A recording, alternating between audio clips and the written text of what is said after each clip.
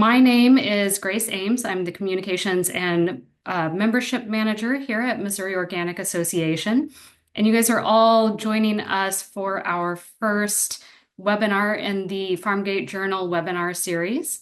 It is an effort to be a resource guide that is very practical for regenerative and organic farmers. And we are joined today by some amazing market gardeners. So I'm going to go ahead and kick this off. We're going to let them introduce themselves. And I've got a few kind of topics that I want them to cover as they do introductions. And then we will get into the weeds, literally, with weed management. So for the panel, if you guys can do introductions by letting us know your name and your farm name. Let us know roughly where you're located within the state and how long you've been farming. If you have a team that you work with, let us know the team size and roughly how large is your market garden. Tom, let's kick it off with you. Okay. Hi, everybody. Thanks for inviting me. I'm Tom Ruggieri from Fair Share Farm. Rebecca Graff and I, we've been farming for 23 years on her family's land in northeast Clay County, Missouri, rolling hills north of Kansas City. And so we rent 20 acres, and we used to have a CSA and would farm 3 to 5 acres of vegetables. We're now down to less than an acre, and we farm about 10 vegetables that we sell actually to ourselves to produce live culture ferments. We sell at the Brookside Farmers Market, Ivanhoe Farmers Market. Our ferments sell around town at different retailers. And so we do it all. It's me and Rebecca and 2 part-time workers that adds up to about another person per year. Beautiful. Katie. Yeah, I'm Katie Nixon. I farm. I also work off the farm part-time doing nonprofit work, but so full-time farming is really working before and after work and any day I'm not at work. We have a diversified farm where we grow probably 300 different things. It's a little bit nuts. We do about 50% retail and 50% wholesale. But we do grow a lot for our CSA to make sure that they have at least 7 different things in their box every week and that it changes not completely every week, but there's at least one new thing every week. Our farm is Greengate Family Farm, and we've been certified organic since we had to do transition period because we didn't own the land before we bought it. So we had a 3-year transition. So we've been certified organic since 2014 and real organic certified since 2018. So I've been farming for 13 years now, and we probably do, in terms of annual vegetables, about 1.5 acres, and then we have an orchard that's 1 acre, and then we do eggs and sheep as well on the rest of our 60 acres of property. And in terms of my team, it's myself and my husband working full time on the farm, and then we have 3 part-time people that work a half day, 3 days a week. And is that added labor year round or is that through the growing season? We grow year round. So in the winter, we are doing every other week distributions with our customers. And then the off week, we're catching up and trying to get all the projects done. So I'm able to keep those employees working at least 3 days a week for a half a day. And then in the spring, and then the fall, typically I get more hours out of them just because there's a lot more to do. Clint, do you want to go ahead and do your introductions? Yeah, thanks. My name's Clint, and I'm the manager of a nonprofit farm in Columbia, Missouri. The nonprofit is called CCUA, Columbia Center for Urban Agriculture. We're growing vegetables on a little over 1 acre. A large part of my job is not just farming, but facilitating a lot of volunteers. So I can't really answer the question about how large my team is because it's kind of fluid. Everything we grow is donated to a food pantry. Beautiful.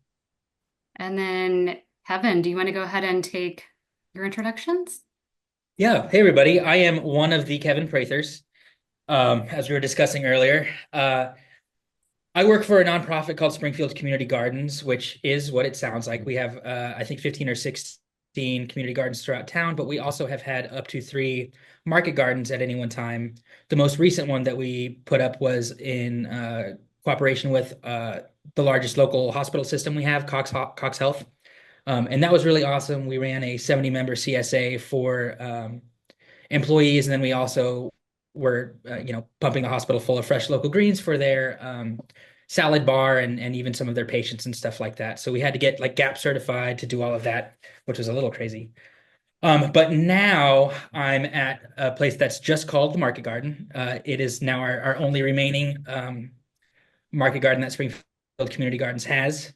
Um, it is the team size really vacillates, but not due to the seasons at all, as you would expect, but just with funding and what we have. We run a farm school here, where we have a few different levels of internships depending on people's interest level and how much time that they have. So I'll have maybe 5 level 1 interns and maybe 3 level 2 at any given point, and then we have two other part-time staff.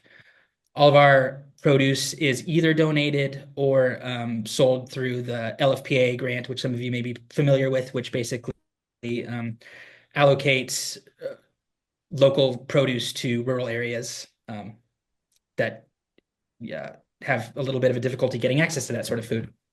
I've been farming for about 11 years, all of that in Springfield, Missouri. And I think I got all those questions. I think you covered it. I think Nice. we did good. Yeah. So I'm gonna have you, Kevin, since you're still talking, I'm gonna let you tell us what your kind of overall approach to weed management is. I know for all of us, our main goal is growing food and getting that produce into the hands of our customers or the food banks that we serve. So, what's your overall approach to weed management? So I do believe that I'm a little bit luckier than most market gardeners in that I do have a lot of volunteers and people coming through. So I can really focus on prevention in ways that might not be accessible to most other farmers, but that is basically my main focus is like I don't want to see any weeds flower. We use a lot of occultation to sort of press pause on our beds to keep things from floating in, and also to work through our seed bank. We're able to cultivate, a few days after transplanting, whether or not we see any thread stage weeds. Just take the wire weeder and go down there. We've got a lot of hands to kind of work on that sort of thing. So our of course, sometimes that doesn't work and we do end up with weeds, and then we use other practices. We love stirrup hose and wheel hose. We love heavy mulching. Uh, we also do a lot of stuff with water, like focusing on not doing much overhead, because then we're watering things that we don't necessarily want to grow. We use drip tape instead to just water exactly what we want to grow.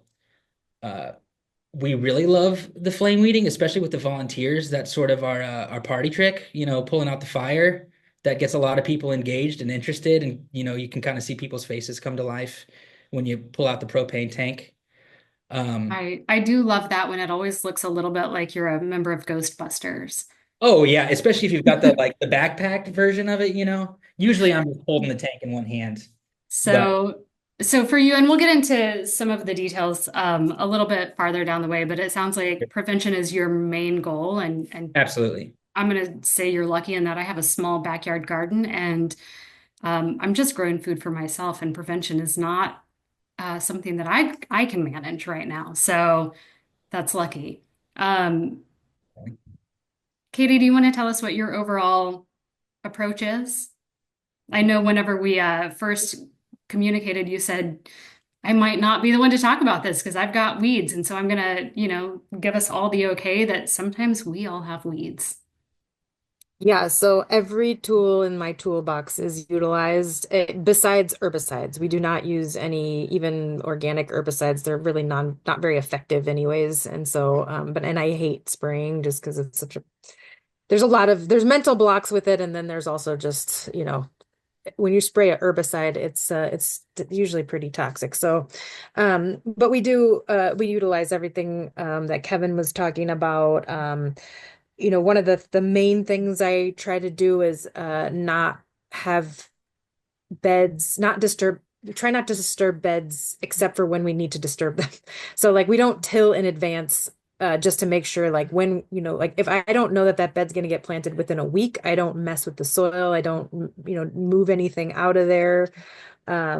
Usually let a lot of our crops go to seed because the pollinators really like the flowers from those. We try not to let them get fully matured seeds, but we do try to manage when the seeding is happening, especially with the bad ones, like we will if we see morning glory vine bindweed in an area, we will proactively try to remove it and monitor that space. But otherwise or like the wild mustard, which is really invasive, we'll try to manage that.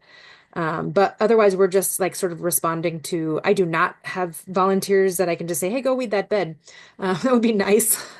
So a lot of times we're like in crisis mode and like weeding is sometimes like the last thing that happens. So my garlic got a little overgrown and we used this rye straw that was full of seeds. And so basically I had a rye cover crop in my garden that got into the garlic. And so we use that to our advantage. I let it go to full cover crop stage and I, mowed it down and whatever. So we just utilize every tool in our toolbox and try to do the best we can and know that weeds will find a way.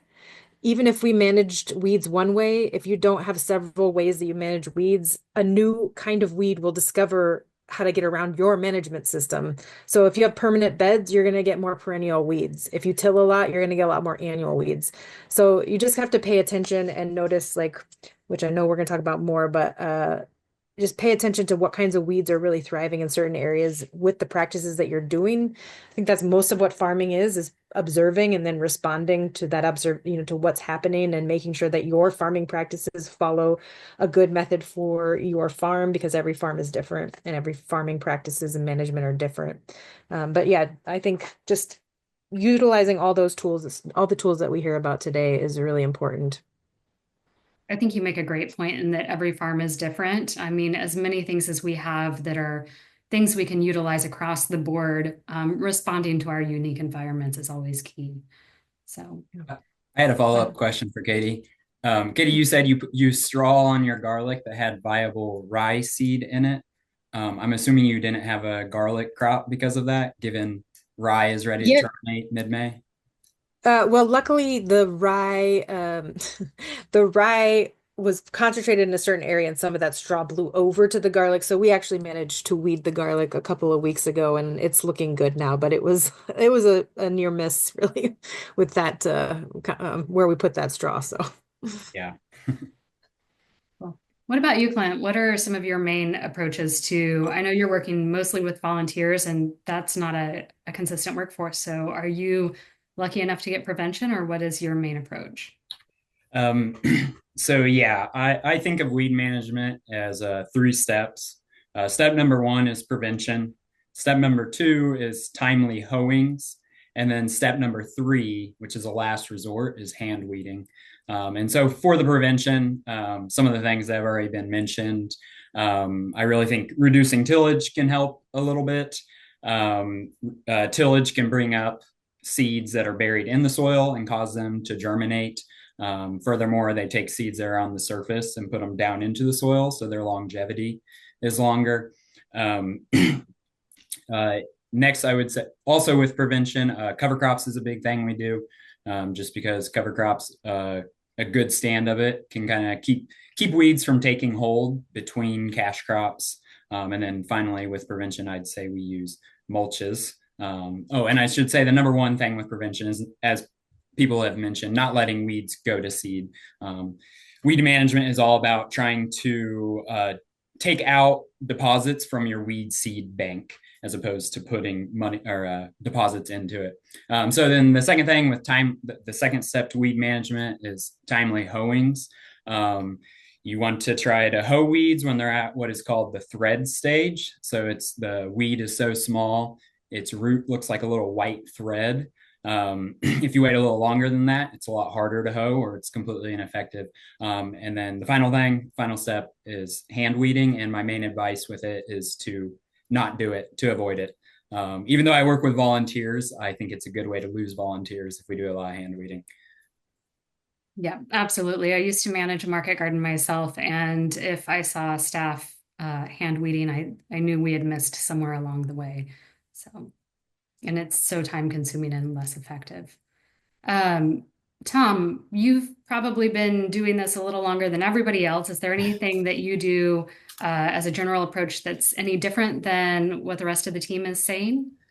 Um, Not approach wise. We had a up to 150 member CSA at one point, and our soil, we're not in a creek bottom, we're on rolling hills, and we were planting some places where you probably don't need to be planting annual vegetables.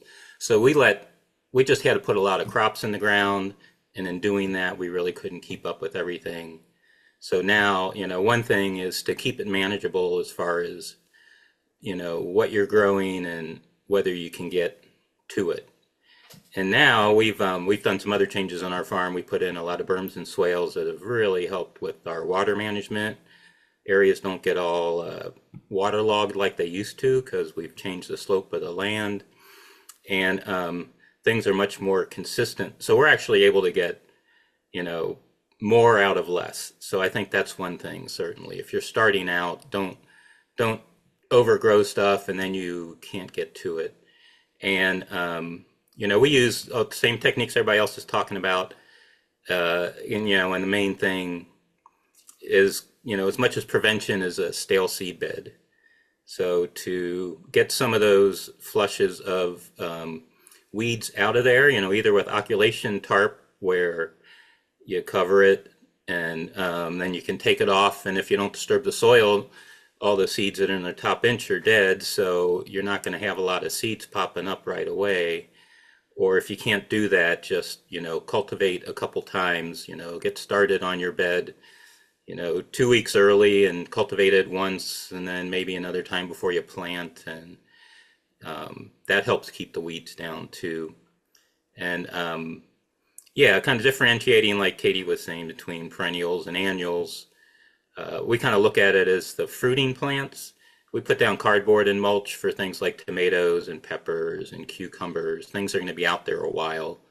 Really have a good solid mulch. Some people use plasticulture.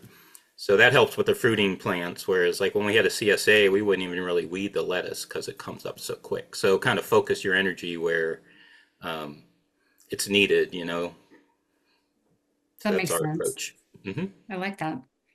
I like to hearing the changes over the year and how you change the slope of the land over the years, uh, and responding again to that unique climate that you have, the unique environment.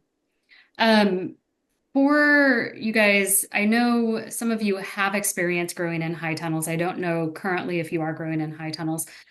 Does your management style change or differ any when you're in a high tunnel versus open field? 100%.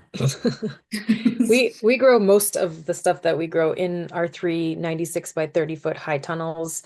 It grows like so much better, and it's the quality of the mark, like maybe the flavor is different, but the actual like marketable um, visual quality of the product seems to be much better, especially for tomatoes. And then the greens in the wintertime we couldn't grow in the wintertime if we didn't have high tunnels. But for in terms of weed management, I mean, we've learned over the years to definitely try to keep things always planted in the tunnels to keep a nice controlled crop in the beds.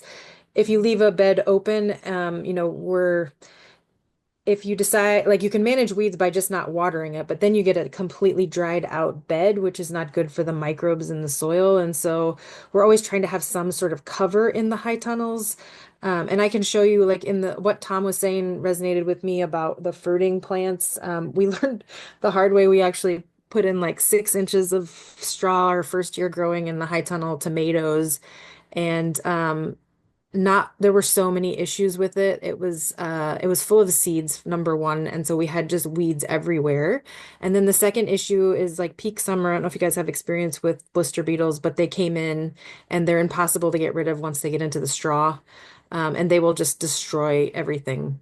So those are two reasons why we just didn't use it. And I can share a picture of what our greenhouse of what our one of our high tunnels looks like when we're getting our tomato plants down to give you an idea of what I mean by plastic culture. And here we go. Yeah. I think pictures tell a thousand words. So, yeah, we basically use white on black plastic, and that's really the only, we use it a couple of other places, but really we use it mostly in the high tunnel. And we use the white on black to reflect the light out of the tunnel because it gets really hot in there. Obviously, when we have full cover of tomatoes, you can't even really see the plastic anymore from above, but in the when they're just getting established, it helps them. And then we just go from bed to bed. We just use earth staples to get that planted in the ground. And you can see this bed next, the one on the far right there is full of weeds from the previous crop. And so we'll probably till that in order to manage that, just because it's gotten beyond our control. Usually in the tunnels, we can manage by just hand weeding or, just hoeing a bed out and replanting it. So that's one method we use for in our high tunnels that we don't necessarily use in our field. And it's really intensive. Um, Oops, did I not stop sharing? Okay, yeah, there You we go. stop sharing. You're good. Yeah, it's really intensive planting in the tunnels. Like we do not waste space in there. Whereas in the field, we might give ourselves a little more space so that we have more room to work and which also gives space for weeds to grow. So True. You win some, you lose some with that. yeah. Okay, I'm going to move on to ask this question. I know some of you have worked with the NRCS. Have any of you used any of their programs related to weed management or weed control plans with that? Or what has your experience been working with NRCS?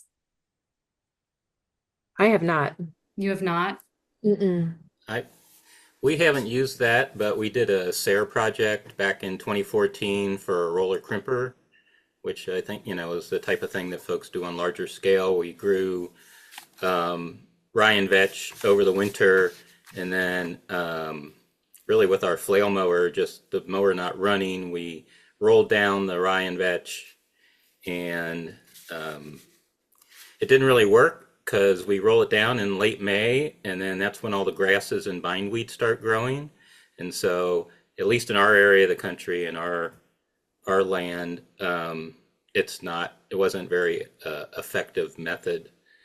We actually did one side by side where we turned in the rye and vetch, and the other one we rolled it down and we planted tomato plants, and the tomato plants did a lot better where we incorporated the cover crop. It got it to release its nutrients more than just rolling it down. We rolled some stuff down in the fall one time and then planted in it in the spring, and the soil was so cold still that didn't work. So um, I'm assuming that's one of the NRCS methods. Yeah, cover cropping is one of the NRCS methods. Yeah, the roller crimper. And like I said, our SARE experiment, it didn't really, It didn't. it wasn't effective for our land at least. To be clear, the flail mower with the PTO disengaged, it did kill the cover crop though. Yeah, yeah. Okay, It cool.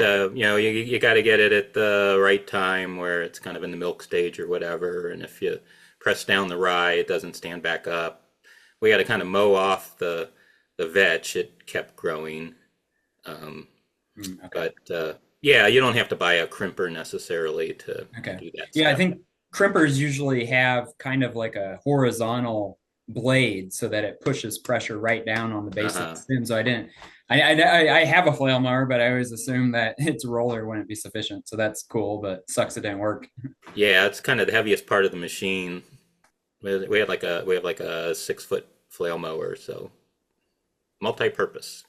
So that folds us right into kind of my next question is kind of understanding what cover crops that you all have worked with as really productive weed control management, and some that you're shying away from because of things like the cold soil in the spring or other issues. I know I've utilized when I had a dormant bed in the summer, I used buckwheat just to make sure I was covering the soil.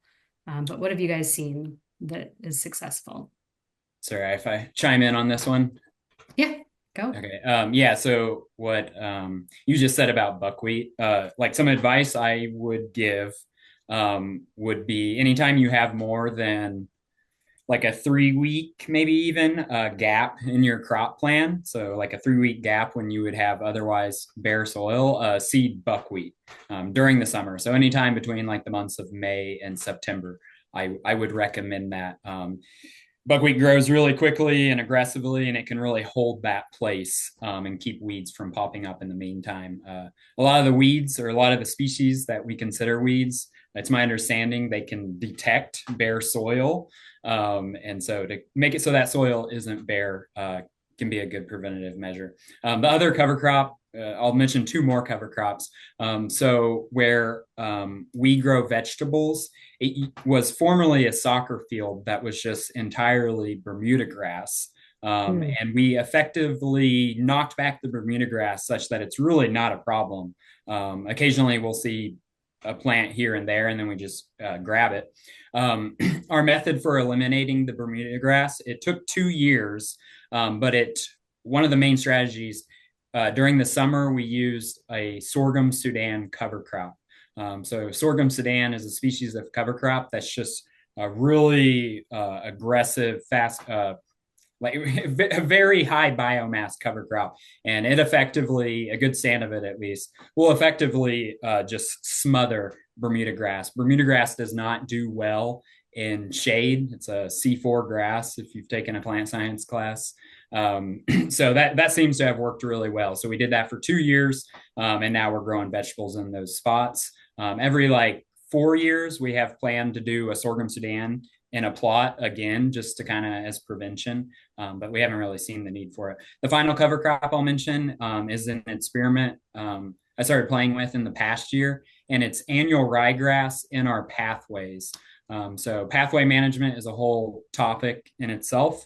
But essentially with pathways, you have usually two options. You can hoe them as the weeds pop up, or two, you can mulch them. But I've been playing with this annual ryegrass. It's kind of an alternative.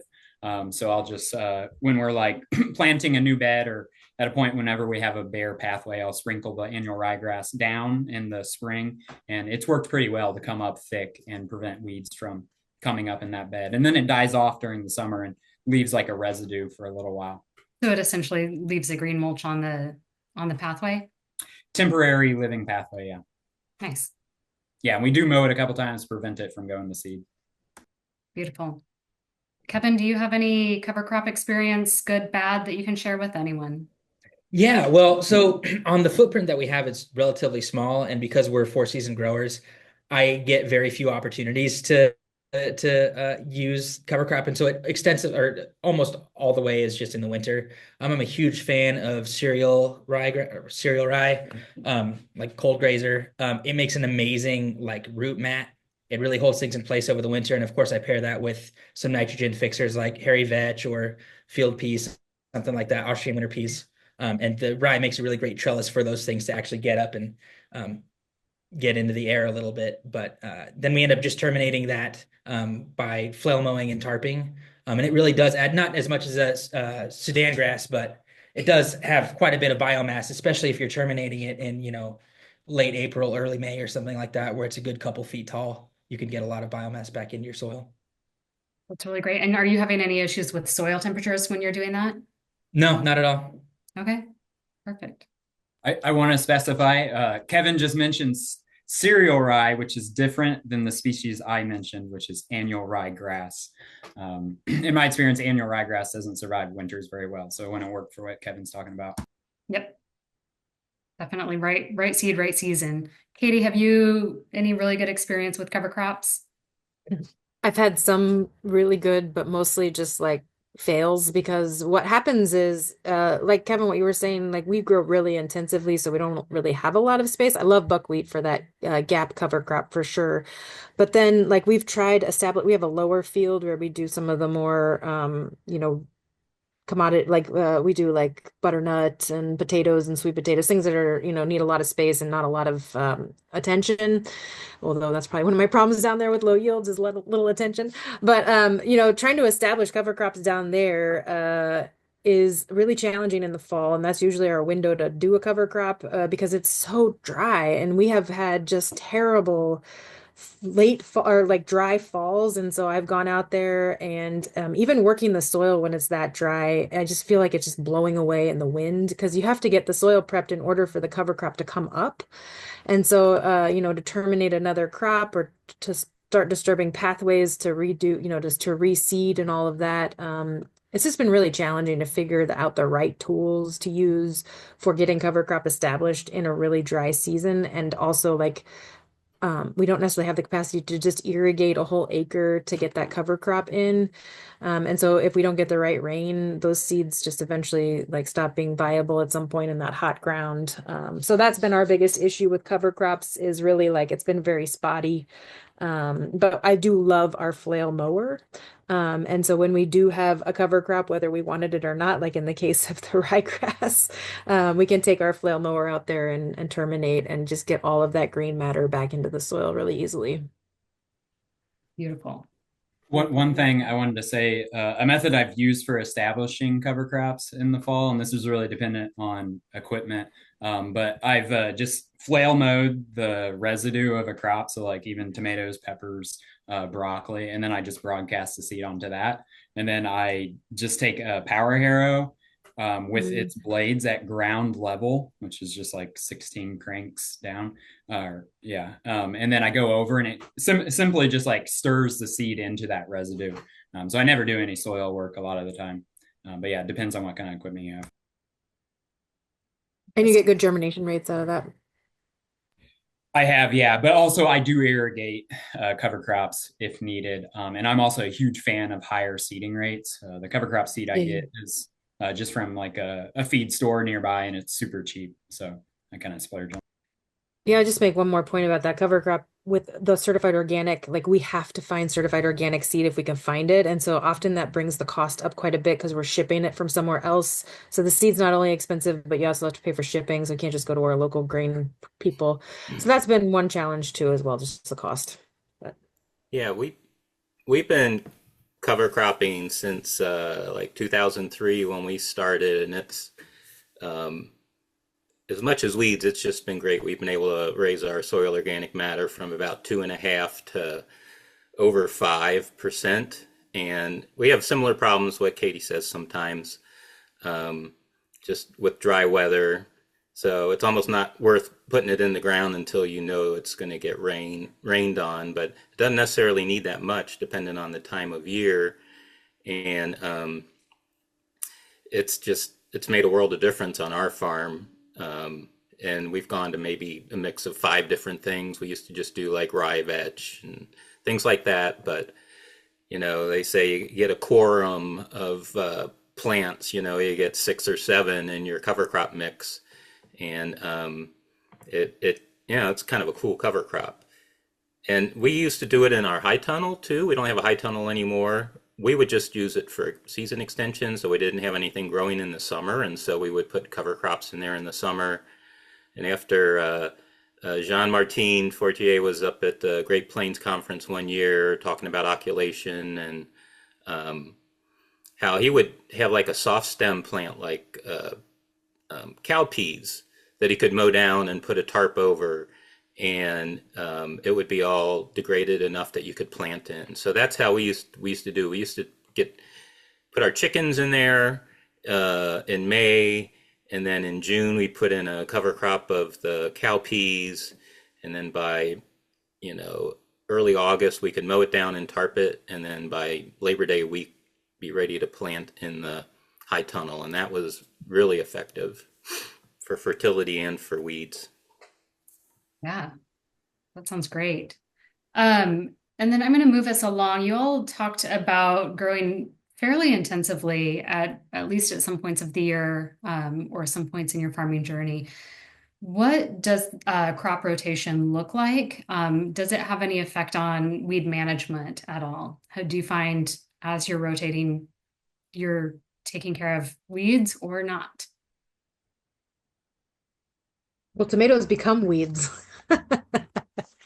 Tomatoes In a do lot of become places. weeds. If we plant, right now, we're just planting the we moved the tomatoes to the next tunnel, and the old tunnel add the tomatoes. I mean, they're just everywhere. But absolutely, I mean, it makes a difference.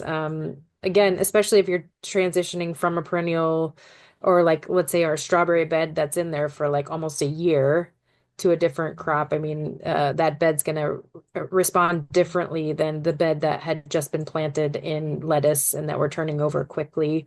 I think, and also we when we scatter because we use whatever organic matter we have on hand, so it might be like a stale manure pile that's sat there for 60 or for 6 months or something, and so now we have sheep that we hadn't been using that kind of manure before, so now there's new weed seeds being introduced through that manure because it's not composted to the heat standards of the breaking the seeds. So we have to manage that a little bit. But, and I think also just we try, I try to suppress weeds and make the most out of my space by trying to put in squeeze crops or like really quick crops that we can, like, so broccoli takes a really long time to really create a nice shadow effect on the weeds.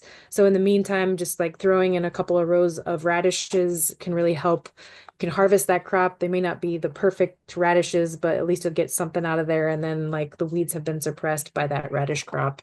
And then the broccoli can just kind of take over after you got the radishes out of there. But that's one example. And then I know with onions, like I'm gonna have to be really ambitious about weeding those onions because they just are never good at shading those things. But yeah, that's kind of how we approach the sort of crop rotation and managing that. That. Kevin, Clint, Tom, anyone want to chime in on that? Sure. Well, I was just going to say in our particular case, obviously crop rotation is good for many other reasons, like, available nutrients and like avoiding different diseases repeating themselves and things like that. But as far as weeds go in our case, because we have like actually written down SOPs on bed prep, it really doesn't matter how we're flipping the bed. We're generally starting with a weed-free situation on the get-go. That is one thing I think is super rare is starting from a weed-free situation. And also you have written SOPs. Not many farms of your Yeah, size it do. seems like a drag, but honestly, I mean, really, it's time, right? Yeah. Nobody doesn't want SOPs. It's just there's so many other more pressing tasks at hand.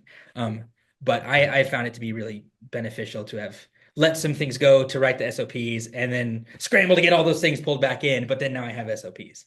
Right. It's time up front that saves time much later. I would just add that we have a portable chicken coop. Can have up to 80 hens in it, and we have a fencing so we can put two fences, and that's usually nice for rotation. You can, like, when we finish up our cabbage from the spring, we'll put the chickens in those areas, and there's straw mulch or hay mulch in there too, and that's basically, it's no different than a cover crop in the fact that you're trying to apply fertility, and actually they'll be eating weed seeds, and you're not having a bed just sitting there. So chickens in a movable coop, um, Yeah. that's been just really valuable for us. And these are layers that you have. Layers, uh-huh. And is it an aluminum coop that you have? Um, well, we took a 10-foot trailer, and kind of one of our workers used to build houses, and basically he just built a nice coop in there, and we have roofs that you can swing up and have like maybe 15, 16 nest boxes, and yeah, you can move it all around the farm, and it sometimes the bed is just totally clear of anything, so they're great, and they're scratching at the same time too, so you really don't even have to. It helps with a low till system.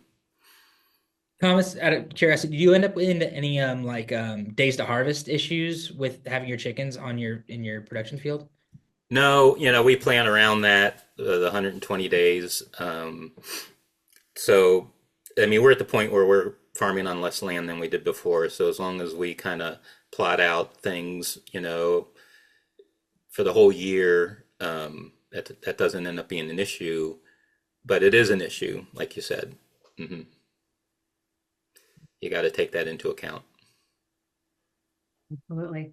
So we talked a little bit about mulch, and I think for a lot of the beginning farmers that I run into, they think mulch and they're thinking, I've got to go buy a massive amount of wood mulch to be able to mulch. But Katie talked about and showed us plastic mulch, and then Tom, you just referred to like straw mulch in a space where the chickens might be. What are some of the most effective mulch types and situations that you guys are utilizing?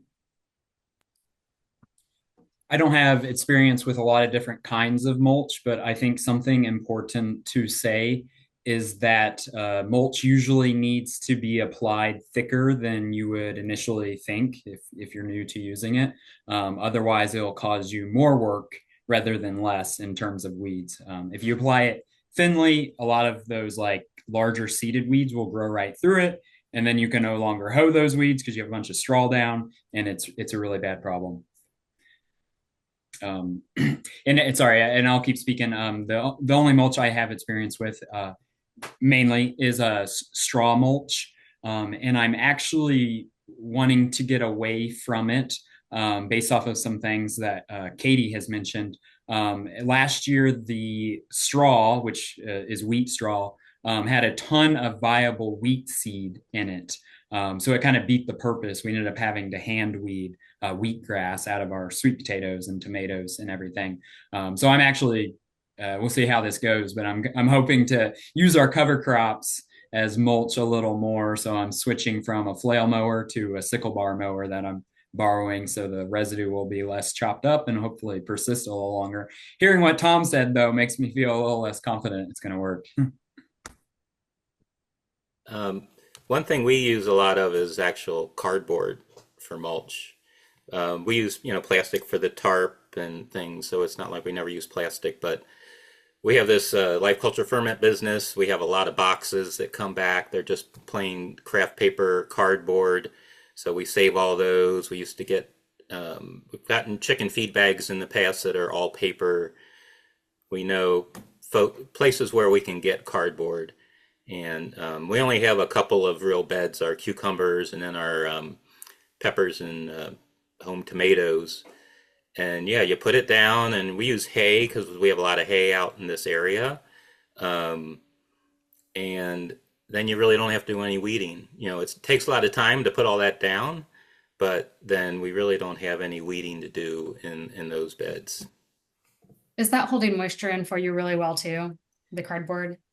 It, I think it probably helps. Yeah. And, it does, gets wet and then it's, permeable. And so it can hold it in and also not block the passage of moisture too. Do you put the cardboard down before or after you plant? Um, it varies. Sometimes it makes more sense to put it down before. Um, Sometimes, just timing wise, we got to get the plants in and then we put the mulch down later. It doesn't seem to really make a difference from what we can tell. Yeah, we also use fabric mulch, which is the permeable like landscape fabric where you have to burn a hole in the thing and you can use that. I will say the winds this spring have been really intense and I've lost several covers that we thought were secure but were not. And so I mean the cardboard thing, we'd have to put a lot of straw on to keep it from blowing away or wet it down really well while we're doing that. That would probably help too because then it kind of conforms to the ground. But yeah, cardboard's great. We use it a lot in the perennial stuff. And then, we have a cow guy who also has old rolls of hay that weren't ever fed. And so these are like a year old. They've gotten really hot in the center. They're kind of half rotted. And those are really good because they have a lot less viable seed in them. And hay has a ton of nutrients in it. I mean, I never thought about it before because I lived in, I was from the city. I never thought about it until I kind of moved out to the country, but we're just like mining all these nutrients out of these fields everywhere by harvesting all this hay. It has so much in it that is really good for the soil. So if you can get some appropriate hay to use, or straw, a rotted straw is good too. And now the one other thing I'll say is we have livestock that we integrate into the production areas. So they've been out there in our annual the field production area all winter, and that's where we've been feeding hay. We had to feed a lot of hay this year because of the drought.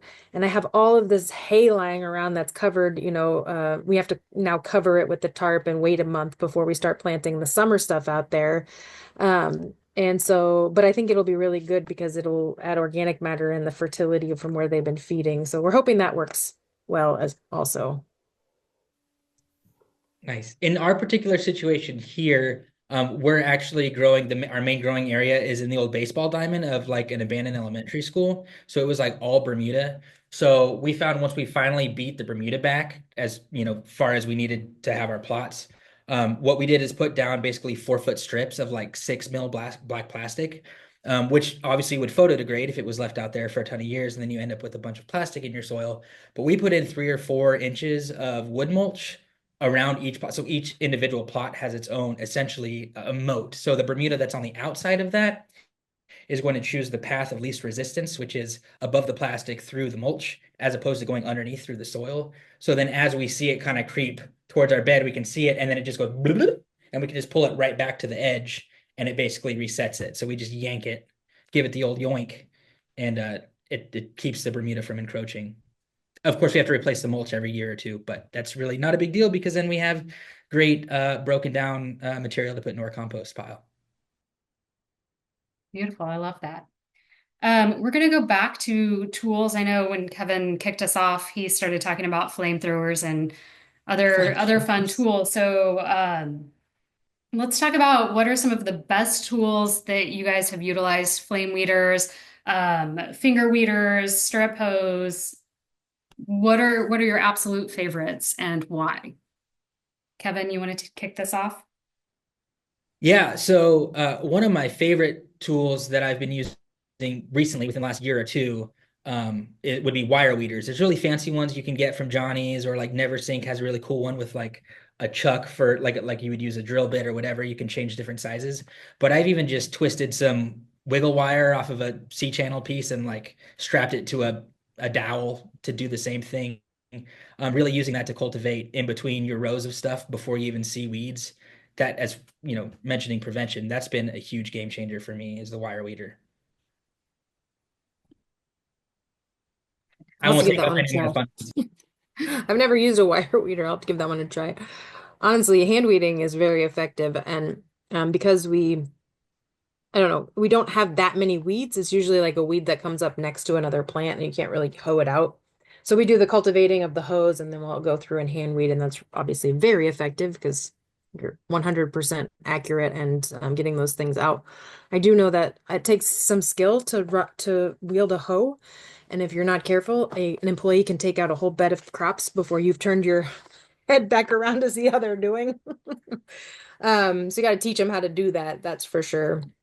But I honestly love a good grub hoe. I love to go out there and grub up me some weeds with the big handled and let that big handled hoe just do all the work while I lift it and just keep going down. So I do really enjoy that actually. I know I'm a weirdo.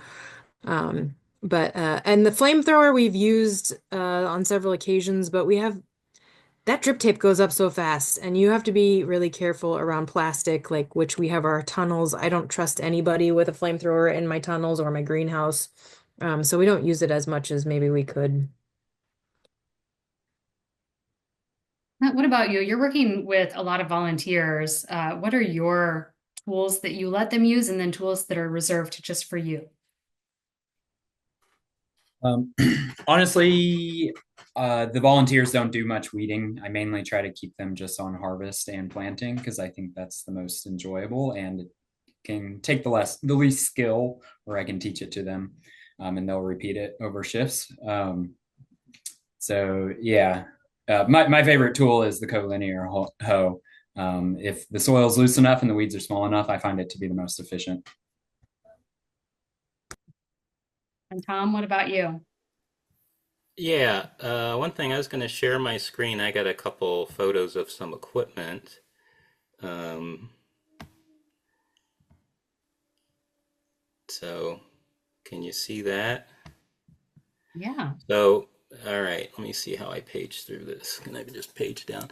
So yeah, we have what they call the hot weeder, kind of the L-shaped, kind of like a wire hoe, which is nice. And then there's one with a real angle on it called a Cape Cod weeder, which I really like. It's pretty sturdy. Where's my page down button on? This isn't my computer. I'm gonna say we're looking at beds of, is that Yeah, this was lithium? just to kind of show the garlic. How On the come? right side, there should be a up and down button. I see 1 and 13. Do you see that? Page 1 of 13. Okay. There Yeah, you go. let me move this out of the way. All right, there we go. Anyway, this is just some oculation tarp, and I just kind of, if people were looking, just to show what it looks like when you take one off. It's really kind of nice and shape. That's the hard part with the oculation tarps. You really want to get everything ready to plant and then put the tarp on. So when you take it off, you just plant, get your bed shaped and everything. And then, yeah, it just really holds itself. There's chickens, they'll scratch things right away. There's kind of the cardboard down inside our cat tunnel. Don't have to weed in there again for the rest of the year. So we have an electric Alice Chalmers G tractor. We got it in 2007 and then converted it from gas to electric in 2008. And you can see there's a cultivator. So the nice thing about the Alice Chalmers G is that it's belly mounted implements. So we had a different cultivator for a while, but we use this. You can set it up for however many rows or wherever your plants are. Here's Rebecca driving it down the bed, weeding some cabbage. Probably about 2 weeks from now is about when that might be. And then you can see, all the weeds are kind of gone, and this cabbage is ready to leaf out and cover the ground, and then you shouldn't really have to weed anymore. So the electric tractor has been really helpful, especially when we had even more crops. And then this is the other thing. You see the one in there that says a perfect seed bed. We have a cultivator like that. It's a toolbar, and we have the cultivator shoes. We cultivate an entire bed with that. That's like 6 feet wide. So we plant in blocks of about 4 or 5 beds. And so we can go up and down. It's especially useful when we're cover cropping. You can kind of get a stale seed bed before we broadcast spread our cover crop seeds, and then that rolling harrow will harrow them in. And so that's been a little bit of a game changer for us too. It really does kind of dig up the weeds and help us prepare the beds. This is another tool, is the shade cloth. So we do this to get our carrots to germinate in the summer. Otherwise, they don't germinate at all. And it actually helps a lot too with weeds. The carrots will come up. You can see them almost right away. Last year, it was like within a week they came up. It was kind of crazy. And most years, we have a lot of purslane coming up. So it's like carrots and purslane in there, and it's a lot easier to weed purslane than a lot of other weeds. And it keeps things cool, so you don't have things that are just stuff that like the heat taking off. So there's lots of tools. This and the oculation tarp are both plastic, but it's really nice that they're reusable plastic. And so that's kind of some of the things that we use. Thanks for sharing those. Those are great to see those images. All right, we are getting close to an hour. I know I slotted an hour and a half for this, but I want to ask a couple of quick questions and then open the floor. So everybody who's on here, who's seen and heard everything so far, I know most of you are growing and have experience, but if you've got questions for anybody on the panel, go ahead and drop those in the chat and we can ask those. But before we get those questions rolling in, I'm going to ask, how many man hours would you guys say you are giving to weed prevention or control, weed management per week? Really depends. I know that's a broad, It- open question, In the depending on spring, time of much year. more because, like, I know after all this rain, it's going to be a nightmare kept keeping up with field crops right now because the rain just causes lots of emergence. In the winter, things grow so slow, it's really not such a big deal. In the summer, it's so hot that you don't have a lot of emergence of new weeds while the beds have already been established for us on our farm. So I can't really answer that.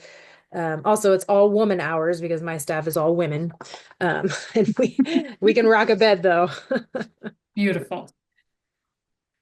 Kevin, I know you have SOPs. Do you have Yeah, a I better actually do have that idea? data tracked a little bit. We're basically running like 6 to 8 hours a week um, between, obviously that's not one person that's doing all of that, but Right. with all of the trying to like hit every bed that we have, cultivating it. And then of course, we just still have hand weeds. And sometimes people just want to come here and hand pull. So I'm not necessarily mandating how efficient people are being. If they want to just come and hand pull and that's what they want to do, I'm like, great, have at it. You don't have to use the tools. So we're running about 6 or 8 hours of man or woman hours a week. Beautiful. Clint or Tom, do either of you have data on that? No data. I think it really depends. We've grown many like lettuce crops and bok choy and stuff that never have to be weeded once. But sometimes there's a mistake made or something, or a certain weed's getting out of control and it takes up more time.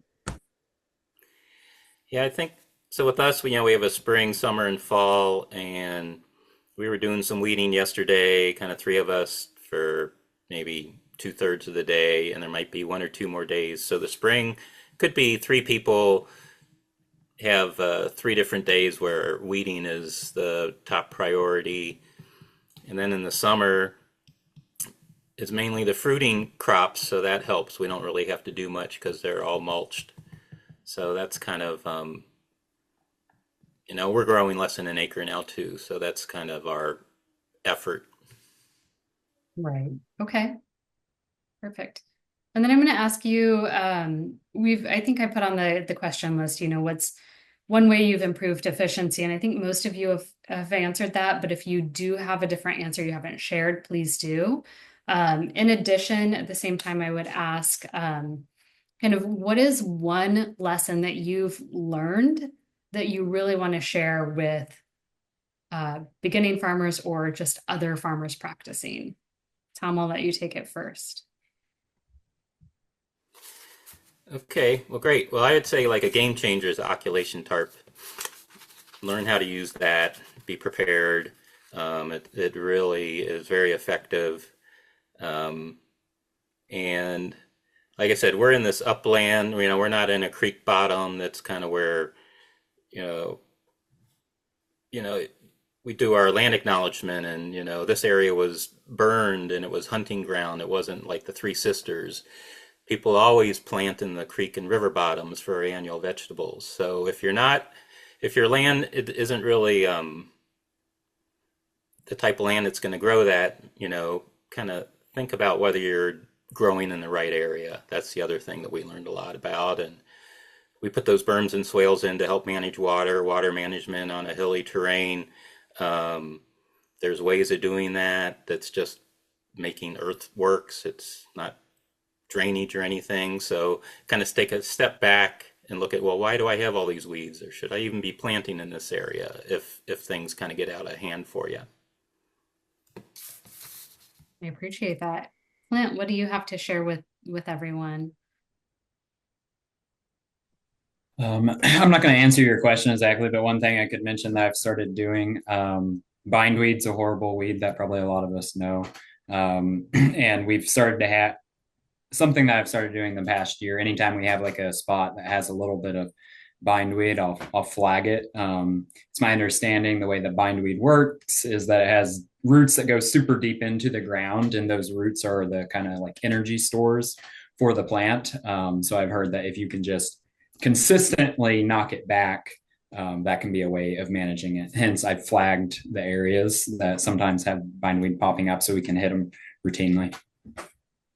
Perfect. I know this is not the audience for this, but I learned over the last 2 years, Dexter cattle love bindweed. And so when we were rotating, they would clear the bindweed out of a space, but that unfortunately isn't applicable to a market garden. So um, Katie, what would you like to share with beginning farmers, or what's something that's really improved efficiency for you? Well, I think, we're trying to do way too much probably. And so if you are in this situation where you want to do way too much and you just can't stop yourself, just recognize that every year is different and you're going to learn something new every year and you're going to try something that worked the year before and it's not going to work the next year. I also love working with those tarps. Well, I don't love working with those tarps. I think they're a good tool, but they can just be so annoying in the wind and getting blown away. Like I can't tell you how many times I put a tarp on and it gets blown off, and I put a tarp on and it gets blown off. And I've used everything from sandbags to T-posts to rocks. I mean, we have a lot of rocks around here. So, you just have to like be persistent with a lot of these things too. And accept that weeds are part of nature. Like weeds are just they're just plants that are trying to cover bare soil. Like that is their job. And they're there to keep us from making stupid mistakes by leaving all like soils bare across acres and acres and acres. And so I appreciate them, and I appreciate the fact that they're trying to protect my soil. And so I respect those weeds, and also, want to get rid of them too. But I think just it's a real relationship that you're having with each growing area. And like I said, our tunnels are different than our field, and our upper field is different than our lower field. And so you really just have to keep paying attention and keep trying things. And also, one fail I would say was the biodegradable mulch. We bought a $350 roll of it. It was like six, seven, I don't know, 2,000 feet or something of that stuff. And we used it once and I put it away and it got a little bit wet and I never could use it again because it wouldn't unroll anymore. So it like sticks to itself. So that was a big fail. And I will probably never use that again unless they've improved the technology. But it's like that plastic food grade mulch that is supposed to compost. So those are my pearls of whatever they are. My weed Pearls of pearls. weed wisdom. I love it. Yeah. Tom, what about you? Or- Oh, you're still muted.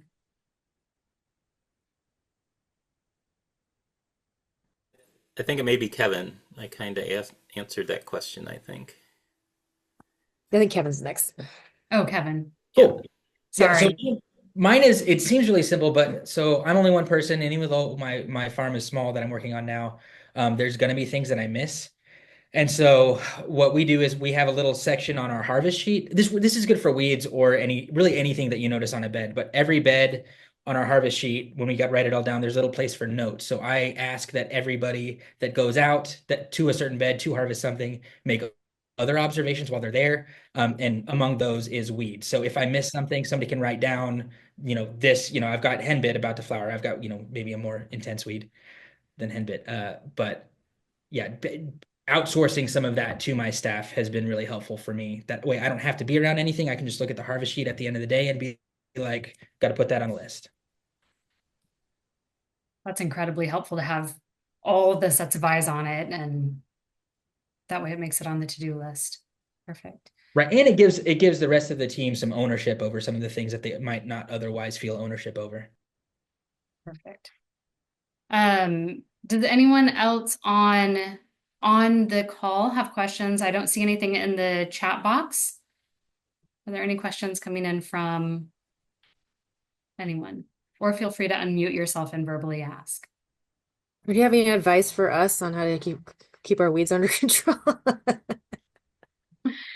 Don't farm. No, I'm kidding. I've used some of these methods too, and I think for me, whenever I was managing a market garden, mulching was really great, especially in between rows. I had cardboard mulch covered with wood mulch, but other than what you guys are already doing and keeping, the oculation tarp huge, and then as well, just keeping the bed planted, right?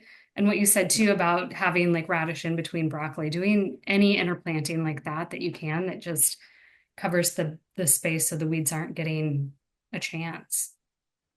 But that's what I've experienced, and my growing experience isn't near what your guys's are.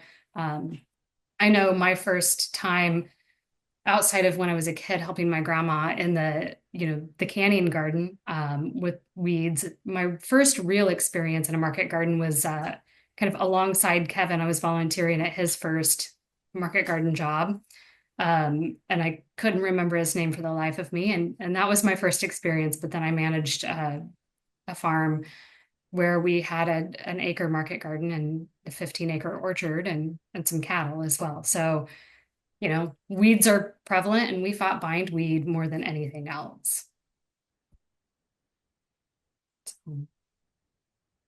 There's also a lot of neat experiments, like from both extension and also farmer-led experiments, like SARE, the Sustainable Ag Research and Education Program.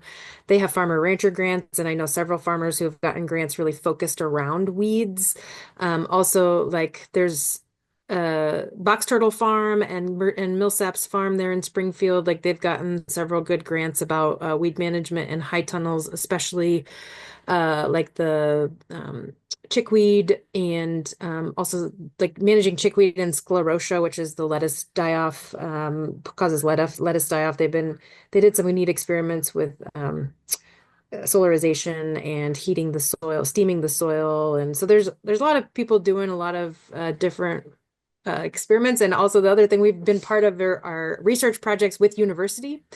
And so if you can get kind of hooked into like extension, we've done 2 projects with Lincoln University and one with the University of Missouri with on-farm trials. And, they give us a stipend and we try some things out. Like we tried living pathways with rye and white clover. And we've done other things with livestock grazing and weed management. So there's a lot of opportunity out there to do some studies around these things if that is what interests you and gets you excited. Yeah. Those are really great opportunities. I love all of those. And I think those are great resources. And we can drop some of those when I share this video. We'll drop some of those in the comments as well. And I would add to what Katie said earlier, weeds is things are so-called weeds. They're just plants. A lot of them are native plants. They're growing where they should be growing because the soil's bare. We don't get too excited if, there's some henbit coming up in our overwintered cover crop, because it's just it's just there in the spring and it's not going to be a problem. Or some things like dandelions, you turn them under and they might actually add some fertility and some nutrients to the soil. So, and then there's we have one book that's called What Weeds Tell You. If you have a weed, it's because it likes the growing conditions. You might be low in something. They can be very good indicators of problems at the same time. Can you drop the title of that book in the chat? The one last question I think that had for all of you was, what resources are you guys leaning on? Whether it's books, podcasts, mentors that you've had over the years, what has been most helpful for you? And that book sounds like a great one, but maybe there are others you've had, Tom. Well, that one, there was this gentleman, Carol Montgomery, from down in the Boot Heel, who way back in like '02, Rebecca and I went to a workshop. MOA actually put it on way back then, Sue Baird. And that was like one of his handouts. But I think if you look that up, What Weeds Tell You, there's a lot of people that have looked at that. And I don't know that his book is in print anymore. But it's helpful. Like we had a lot of cocklebur when we first came to the farm in Morning Glory, and it's like, oh, you're low in zinc. And so our first few years here, where we couldn't even get cover crops to grow because the soil was so dead, we had Fertrell put some zinc in the fertilizer, and we fertilized, and before you knew it, the cocklebur was gone. So, you can kill weeds by knowing about them, I guess is the best way to put it. Knowing what they want or listening to what they say is lacking in your soil. I think that's really large. I think the person for me who was a big indicator, or the person who made that register for me, was Neil Kinsey, and he's out of Southwest Missouri as well, Kinsey Labs, but soil fertility and what the weeds are telling you there as well. So, If I can jump in, I want to say my favorite resource is exactly what you put together here, Grace. Honestly, talking to other farmers, especially ones that are somewhat local to me, like I find that I learn so much just talking to people that are doing the same sort of work that I'm doing and just having a conversation about it. And so people that maybe are just getting into farming or don't necessarily have that, my advice to them would be find a farmer close to you and just go bug them because they're not busy enough. I love that. Yeah, they're not busy enough. Farmers are never busy. Clint or Katie, do you guys have resources that have been great for you? The one resource I'll mention, if you really want to do a deep dive on weed science, is Sayre came out with a publication maybe a few years ago. It's written by three weed scientists at Purdue. I think it's called Managing Weeds on Your Farm, an Ecological Approach to Weeds. But I never knew weeds could be so interesting, or weed science. And at the end of the book, it has a profile on I don't know, hundreds of species of weeds. So you can find kind of specific advice. Very cool. I like that. And Katie? Yeah, all of Sarah's books are free to download a PDF of, so you can get those books for free. Obviously, a big fan of Sarah. And Ethan also asked in the chat about, what MOA could do. And I think this kind of thing where you actually like getting a weed scientists are amazing. Get them out on the farm with farmers and like just walk around and let that person, the weed scientist, kind of talk about the weeds. And yeah, definitely. I mean, it's really fun to go out with a scientist who really is into them because then you learn just so much about the like how that weed operates in the environment. And I think cultural, like just recognizing that every farm is going to have its different cultural like mechanisms for managing those weeds. Like Kevin, you've got a different flow of people coming in and out of your farm, so you have to manage differently than I do because I have a stable crew that comes every single week and they kind of know what my style is. They know like when they're weeding a bed, they're going to leave probably a couple volunteer camomiles in places like strategically because I want them to be there.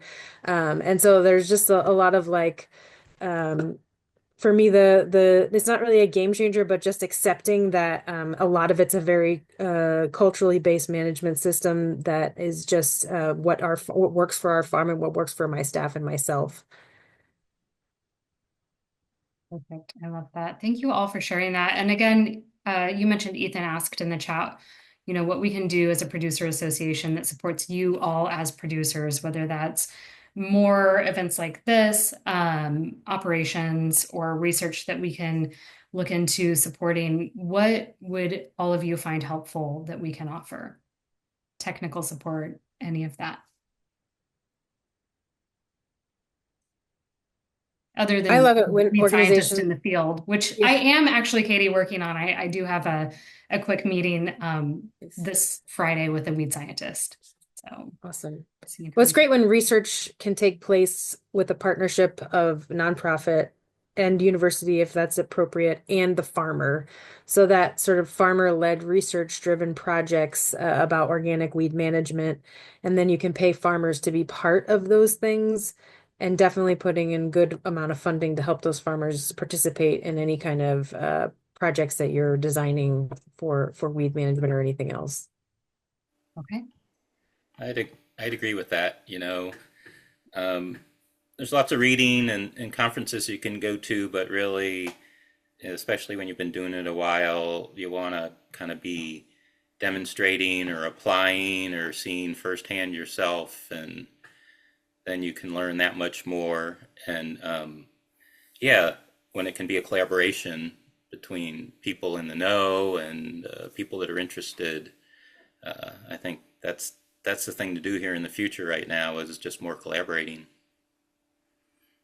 We will definitely be doing more collaborations in the future. We don't know exactly what the future holds for us as far as what research is available or what grants are available, but we will be doing more of this style of resource guide where we're putting people together who are in the field together, and we will continue to support all of our producers throughout the state. So. I mentioned that this year I'm hoping to try to use our cover crop residue more as a mulch. I wish I had more information on that. I recently read this Washington State University article that said something like it threw out a number that you need, I don't know, 8,000 pounds per acre of biomass on a cover crop to get a certain percentage of weed suppression. This was done in like row crops, of course. But I wish that meant nothing to me. I don't know what 8,000 pounds of biomass looks like. So I wish there was more information. I would like to use cover crops as mulches more because it's sounds really efficient, and I'm already doing cover cropping for other reasons. Yeah, we can see what we can find there and help with that. All right, I don't see any more questions rolling in from our participants. And I know you guys are all busy. It's spring and you've all had lots of rain and you've got weeds to go hoe and manage. So I truly thank all of you for joining me for this first webinar of the series for the Farmgate Journal.